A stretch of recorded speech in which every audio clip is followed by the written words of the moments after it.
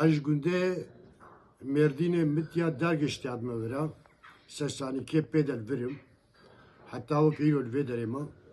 Ama gün naha yani gündi kharabu yani gün kazaki goyani günde bimeli nina. Hamu çuna Avrupa.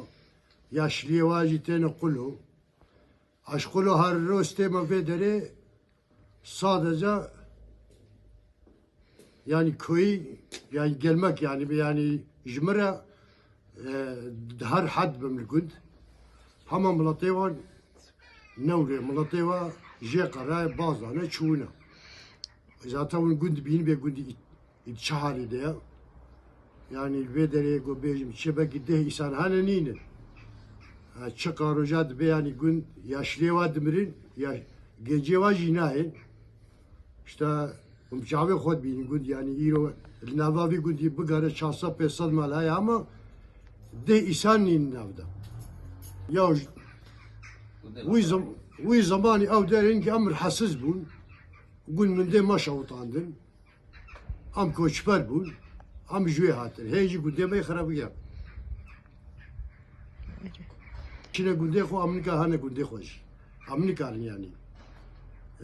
Yani Amerika ile bir Amerika günde ko avak şu bu yani kharabe ala teriknina avnina ya günd kharabe bu yani. İro go bir harici Amerikan harin yani. Badara cala ve bağlı kolay ki Konya. Az kahvecime az belki de fazla salı biştikim. Fazla sarı berbe gündü kalabalık bu gün git gide boştu. Genç için ol be işte bu kapı diye boştu ne mal diye boştu ne. Günd kastı ne. Genç nesil ne genç ne on pirji ne on. Genç git her ne ol be işte yani biraz zaten yıkar birin günd hiç her ne kolay ki. Günd para hiç sevdi ol gazet her ne kolay ki. Gündü tamamen boş. İşte avini hepsi marında aşağı gündü boş. Fazla bir saat. Ten avcı saat ki rutanın işte böyle mekini burutken derne malak. Saat ki 2 saat tem. Avini yerinde Azerbaycan'ı avda fazla meriyonum sek mo bir şu nemin demi betkin zaten şu anda tıştığını yani zarar. Kast kondatın. No, beni çizaten yani burasında ekçünün notun şunda babiç yani. Mutki boş genci yetişmişler ki gazete kayra orbe. İngi bu da haşta katışına kadar tarih da haşta tın tışkını da bir jedemerine işte gündü boş kimler kapamıştı. Ama bara çekirne no kaz çetkatına. Nakaz masraf tıka khani çetkatına düzenle songi bir gündüdüne kaz ya da khani çeneki. Yadın der boşuna khani gün pres satılığın. Ya da çenokna bara bir çekirin. İşte sıçal söyle berbe. İnge bir çekirin. İnge gün khani bir çekun ama no çeşne ona satılığın kaz bistine iştine 2 bistine khani gündü. Ya ne pertenişi. Bence her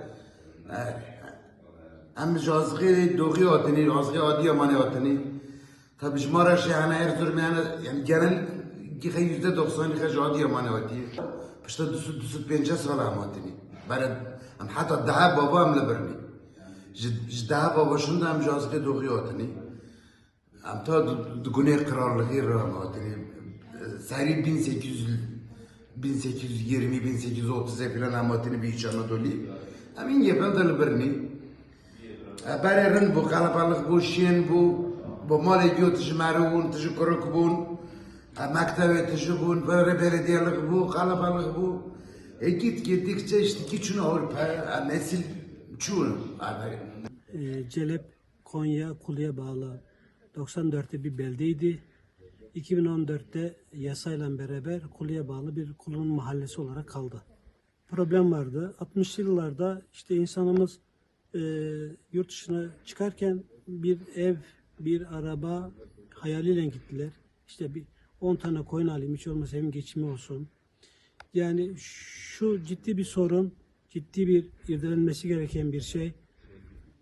Bilmedikleri bir toplum, bilmedikleri bir dil, bilmedikleri bir iklime hangi şartlarda gidildiği tartışılması, düşünülmesi, analiz edilmesi gereken bir durum. Yani neden bu derece bilmedikleri bir ortama, bilmedikleri bir topluma gitme gereği duymuşlar? Temelinde ekonomi var.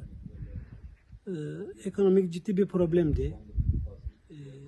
Gidilmesi gerekiyordu ve gidildi. 94'te belde olduğuna göre nüfusu 10 binin üstünde olması gerekiyor.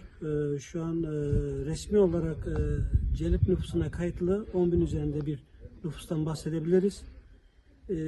Genç yok. Genç kalmadı. Geliri yurt dışına gitti.